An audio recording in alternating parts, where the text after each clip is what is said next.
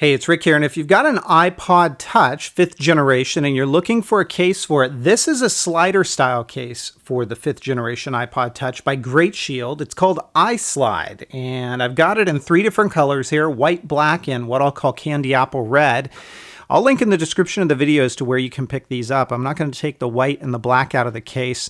I'll do a future giveaway on these, so stay tuned. But white and black are just as you would expect them to be. The white's not going to show as many fingerprints, but it is going to get dirtier quicker. The black will show a little bit more fingerprints, as will the red and the darker colors here. Let me go ahead and show you what this looks like.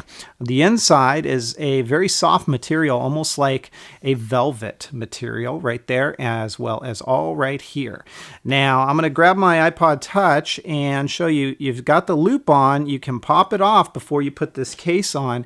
And while you can use the loop with this case, I'm not going to demo it here for you because it's pretty difficult to put it on with this case. Not impossible, just difficult. It takes some time. So you can see how I'm putting the case in here. If you've got a screen protector, you'll get varying degrees of results depending on how thick that screen protector is, insofar as if it's going to work with this case or if you're going to run into issues. So here it is. Let me go ahead and show it to you up close. We've got a lay on the table design all the way around the front of this case. You can see it right here where my thumb is. So face down on a table, your case is touching, not the screen.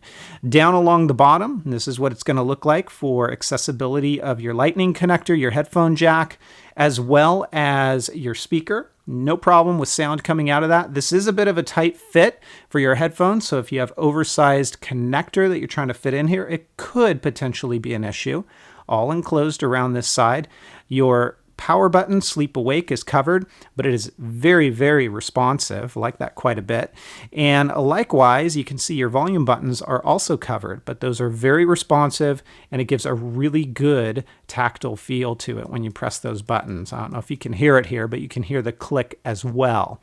Along the back side, this is what it's going to look like, and you can see this is where it kind of fits together, and you give it a push, make sure it's all the way closed.